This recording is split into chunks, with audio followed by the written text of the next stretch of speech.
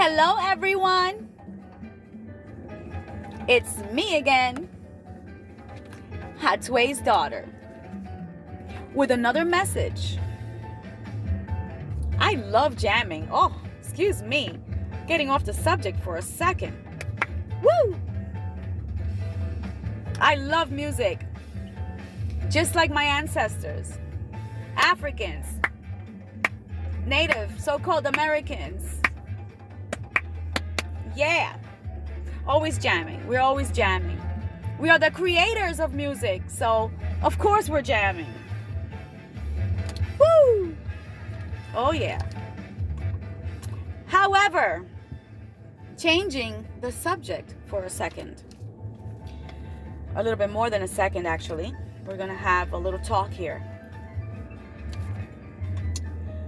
So, I got to be honest. For this one, I had to write some notes. I had to write some notes so that I can stay in the program. I can stay within the circumferences of what I have to say. Because this is a very sensitive subject. It is very personal to me, and I'm sure to many others. And if it's not very personal to you as of yet, make it personal to you. Find a way to make it personal to you. What are we going to talk about that is so sensitive today? We're going to talk about how animals don't speak. Animals cannot speak. They cannot complain. They are mute. They cannot say help. They cannot say stop, that hurts me. They cannot say please don't kill me. Don't kill my baby. Well, you should know by now that America, this wonderful land of the so-called free, was built on lies and on the sweat of our ancestors. These people that were enslaved, you should know that by now. If you're not a native, or if you're not of African descent, and you live in the West, I suggest that you do a little research on the land that you came to explore. Because there was a lot more going on than what you see right now. And there's still a lot going on that you don't see. So that's my suggestion. And if you were born here, and if you are of our native and African backgrounds, and you don't know your history, or should I say your story, the story of your ancestors and how you became to be who you are today, if you don't know that, I suggest you grab a book or go on the internet. There's a lot of resources out there. There's no excuses. There was a time where we were not allowed to read or write because we were not allowed to learn our ways around or our ways out. But this is not that time. We could learn now. You could grab a book. You could go online. You can ask questions. Back to this slavery. The people that were taken and enslaved, these people were taken from their homes, forced out of their homes, broken away from their families. They were put to work under horrifying conditions. Not just under horrifying conditions, but they were put to work for free. F-R-E-E. For free. Women that were taken away from their homes, young females, young daughters, were raped time after time, impregnated, their babies taken from them, sometimes killed, sometimes just put to work. The men were castrated and forced to work on the field under excruciating conditions. And mind you, if a slave tried to go against the so-called new order, they were made an example of. Yes, I had to make notes because I have to stay on track, because this is touching to me and it's probably going to be touching to some of you. These men or women who chose to stand up and fight back were made an example of in front of the town. It could be that they got beat. It could be that they had a body part cut off. It could be that they were burned at the stake. They were put on a stick or on a cross and lit on fire in front of everybody else to make an example out of them. Like my grandfather, my ancestor, my blood Hatwe was made an example of. Because he chose not to follow. He said, I'd rather die than follow these unhumane conditions. Who are you to come and tell me how to run my life in my town, bro? Be out. But because these people came with big weapons and strong armories and all of these things, we couldn't fight back.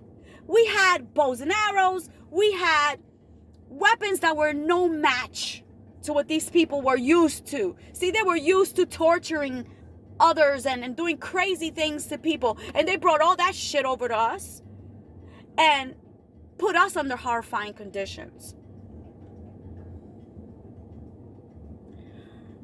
We were not allowed to speak. We were not allowed to be free. We were trapped. We had no way out. There was no escape. And we were watching how our people, one by one, were getting killed.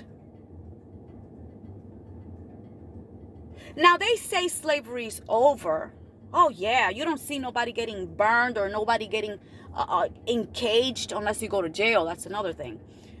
You know, you don't see people just being yanked out of their homes and put into a cage and none of that, right?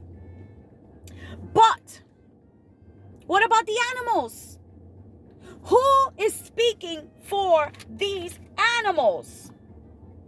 The same way and the same things that happen to us is happening and has been happening. Like I said, this is very personal. This is very touching to me. This is happening to animals. Why do we turn our faces to the pain that they feel? Don't you see it? Don't we see it? Okay, so, oh dear God, if you see somebody getting taken out of their home and being put into a cage, you're going to try to go and help that person, right? But why don't you help an animal? Have you looked at slaughterhouses and what they do, how they trap them? All of the things that these animals have to go through? The suffering, the pain, the torture, the bloodshed? Are we so broken down as human beings? Did they break us down that much that we have no compassion for life? You don't have compassion for an animal who cannot speak for himself, who cannot say, stop, ouch, that hurts, have mercy. If you put me in a cage, or if you're put into a cage, are you going to be happy? If you chop my arm, or if your arm gets chopped off or your leg gets chopped off, is that okay? Just for somebody else to eat. Don't worry. Nothing extraordinary. It's just food, right? It's flesh. It's meat. How about if you take my child, or if I take your child, whether it was just born or, your adult child or whatever it is, but it's yours, and I take that baby away from you, knowing that that baby needs you in order to grow healthy and strong. And the mother needs that child to give the nutrients and to give the love that it was created for. If you take that child away from their mother, it's called abduction. It's wrong in human beings, and it's definitely wrong for animals to go through. Is it fair that they have to live in these cages under those conditions? They live under these conditions where their air is dirty, their food is dirty. They live in feces. They're given a bunch of antibiotics just so that they can grow fast, so that they can be fed to these populations who need the flesh and who need the blood. What are we, vampires? Come on, people. Animals have feelings. We can't continue to do these things. If it's wrong for a human to kill another human and eat them, it's wrong for a human to take a cow and eat it. Or to take the baby away from that cow and eat it. Is it correct? Why? Because your mother did it, your father did it, your grandmother, your grandfather, your great-grandmother, your great-grandfather. Well, guess what? If one person is doing something wrong and you continue to do it after that, you are also guilty. I don't care what my mother ate. I don't care what my father ate. I had to eat it when I was little because I don't have a choice. But once I grew up and I had knowledge of self, I said to myself, whoa, I cannot do this to these animals. I cannot put them through this pain. If I stick my hand inside a boiling pot of water, how can is it going to hurt? Well, I know that it hurts. And I know it hurts animals too. Because as I was growing up as a child, my father used to bring these lobsters and crabs and throw them inside of a pot. And you could hear them squeal in pain. And my dad used to say, that's just the Caribbean way of life, girl. Get into it. And my heart used to break. And you know what? Sometimes I was forced to do it. Stick this fish inside of this hot pot of water. The fish is still alive. Why would I want to do that? Because it tastes good? Did you just say it tastes good, Dad? Because in reality, what tastes good is the seasonings that's on top of that. But nobody wants to speak up and realize these things. So I'm doing it because my parents did it, my grandparents did it. Because, I've been doing it all my life. Because I need the nutrition, because my doctor said it. Guess what? Another lie. That's just another lie. You don't need to eat an animal. There are millions of vegans all over the world. All over the world, including myself. I've been a vegan for a little over 20 years. I have not eaten any type of animal products. Not an egg, not a milk, not cheese, none of that. No flesh, no blood in over 20 years. And guess what? I am healthier now than I've ever been in my entire life. Let's also remember these doctors telling you, oh no, you got to eat the meat. Oh, you got to drink the milk. Let's remember the food, medical, and drug industry are a business, my family. Listen up now. They need you to continue to do those things because they need the money. One thing, it's like a domino effect. You eat this, it's going to cost that. Then you got to go to the doctor. Then the doctor gives you medicine. Then you got to go to the pharmacy. Come on, put it together. It's not that difficult once you actually start doing some research. If you realize there's more sick people in this time of age than before, it's because all of the antibiotics and all of the things that are given to these animals, I have to put the light on because I can't see what I wrote down. And I don't want to go off my emotions because then I'll be all over the place. So there's more sick people now than there's ever been, because the meat industry is pushing more antibiotics and more animals out there into people and making us more sick.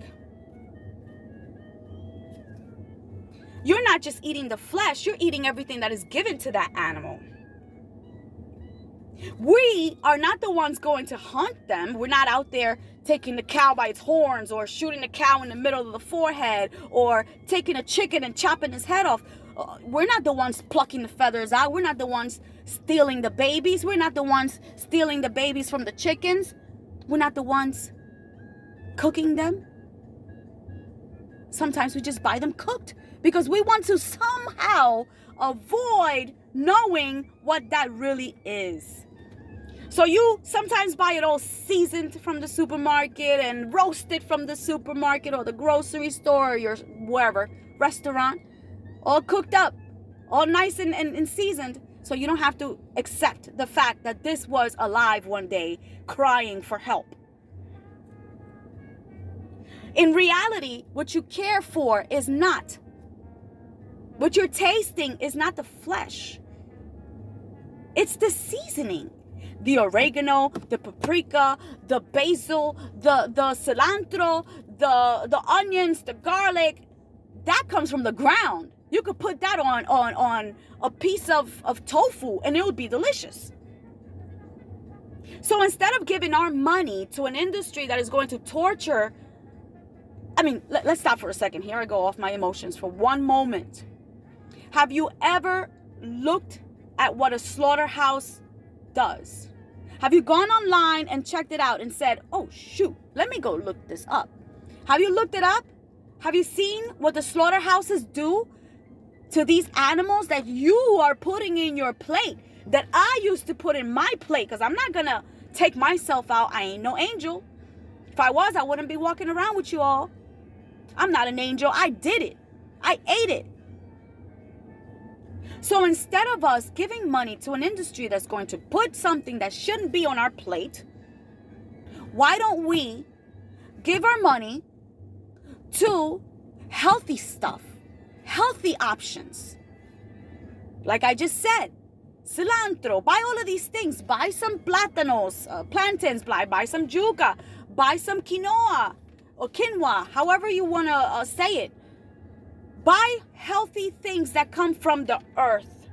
Because remember that when you're eating a piece of chicken, the chicken was eating off the earth. When you're eating a piece of cow, the cow was eating off the earth. The pig was eating off the earth. The turkey was eating off the earth. So what are we eating? Recycled proteins, recycled nutrients. Recycled. Do you know what recycled means? It's been used and reused. Why don't we just go directly to the earth and pick our food? Plant our food. Or when you go to the supermarket, select the best options. We can always grow our own things.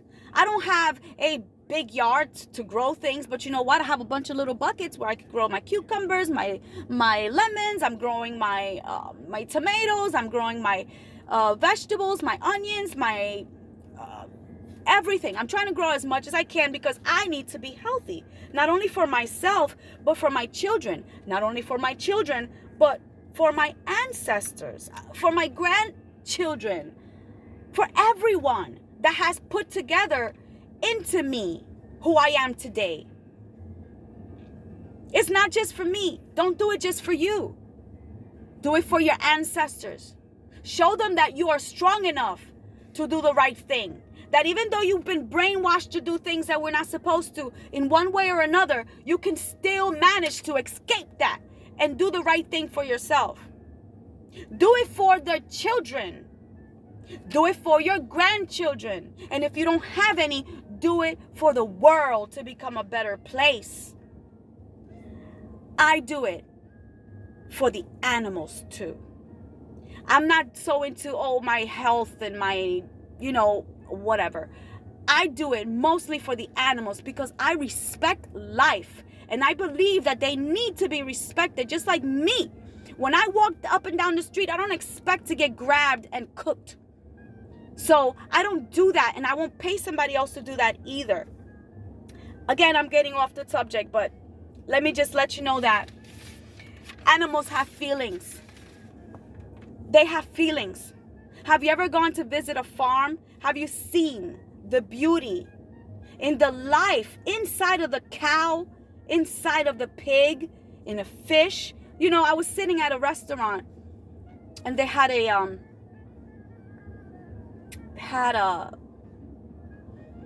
was a fish. They had fishes there and they were just swimming around looking really cute. And I got up to see the fishes. And one of them just continued to follow me. And it was blowing cute little bubbles. And if I went up, it would go up. If I went down, it would go down. And it goes to show that even though they're in this tank, they feel and they want to be part of us because they know that we are family. They bleed red. I bleed red. They have eyes. I have eyes. They have ears. They have feelings. They're funny. Sometimes they're mad. Sometimes they're sad. But they have a family too. So maybe it's not that they have a baby, but they have friends or they have brothers and sisters. Do you know that when a cow passes away, all the other cows come and mourn them? Oh man, many animals do that. Educate yourself a little bit more on animals. These animals have everything that we have: digestive systems, reproductive systems, just like us. They breathe. Please, I'm urging you to think about this. Nutrients come from the earth. They don't have to come from flesh and blood. Actually, they don't. Like I said, that's recycled. We can make better choices. We can eat directly from the earth without the bloodshed, without the torture, without the antibiotics, without the negative energy. If you ever watch one of these scary movies and a person's about to get killed and the person is screaming, they're like, no, ah, don't kill me, you know? But they still get killed, right? There's an energy inside of that body when you kill it that stays with it. And so it's the same thing with the cows and the chickens. When you kill them, the energy stays with them. And you put that on your plate. And you put that on your body. And then you represent that same energy. You let out that same energy. The fear, the hate. Because I know inside of them they're hating us. Like, what did I do to you for you to shoot me in the head? Or for you to take my baby from me? Or for you to inject me with all these things that now look at what I look discombobulated. There's so many options, family, that we can work with. Let's respect animals a little bit more, or a lot more. And let's respect ourselves. Let's remember that we have been taught things that are not correct, even by our own family. So it's not about, I don't want to disrespect my mother and not eat a piece of chicken when I go to her house. I won't. And they know that I won't. So they won't even bother to serve it. Because the same way we get educated, we educate others. Respect life. The holidays are coming. That means that there's going to be a lot of bloodshed again. A lot of animals dead for no reason. Where I work, they're having a turkey drive. And they're handing out hundreds of turkeys to homeless people. And though I love feeding homeless people, I am not going to kill an animal and feed a hungry person. I would rather grab a piece of fruit and go bring it to them. So no, I'm not part of their adventure because I don't believe in killing. The only thing I would kill is something that would be trying to kill me. Aside from that, I have compassion. The same way I don't want to see someone get hurt is the same way I don't want to see an animal get hurt. So you will never find blood or flesh in my plate. And I really hope that you guys think about this. This is serious. You're putting things in your body that you shouldn't. And we all have to just learn a little bit more. I'm not saying that you're bad. I'm not saying that you're cruel. I'm saying that if you got a little more education on the matter, maybe you can change too. Go to a farm, like I said earlier. Go check out the animals. Go see how beautiful they are. Go see their heart. Go feel it. I went to see horses recently, and it was so beautiful. They put their head next to mine, and I was caressing their mane. Oh my God, it was so beautiful. But do you know there's people that eat horses too? Gosh. Let's have more compassion and love. I get very passionate and angry because I did all that, but I changed, and I am so thankful that I changed. And you know something? Lastly, it is not cheap to be vegan, honey. Not at all. But I started little by little. I didn't stop all in one day. I stopped eating meat, boom, all in one day, but I was still eating fish 20 years back. And then little by little, I stopped leaving the fish because I kept doing my research. So it's not that I expect you to just say, I'm not going to eat. It's not a cigarette. You know, even cigarettes are hard to quit. It's something that you and your ancestors and your parents and a lot of people in your background have eaten. So it's not going to be easy to let go. But try. And ask the Great Spirit to bless you and help you. Because in reality, I don't have the money to be eating like this. And if I ate just regular food out there, I have a lot of money left over. But you know something? The Great Spirit has never let me down. And will make it so that I can afford it. So when I go to the supermarket, I be finding crazy sales. I'm like, yes. Oh, buy one, get one free. Buy two, get one free. You know, there's options. Go look up things. Start little by little. You don't have to do it all at once, like I said. Anyway, I'm going to let this video be here because it's already dark. Want to see? Check it out. Woo! It's very dark. So, I am going to go home now and upload this video.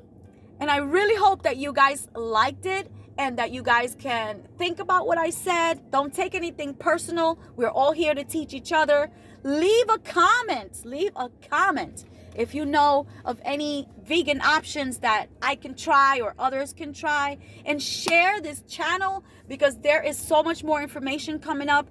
Like I said, I am going to be talking about everything, all topics. As long as you guys are here for me, I am here for you. So, this is Hatue's daughter. I see you soon. Bye now.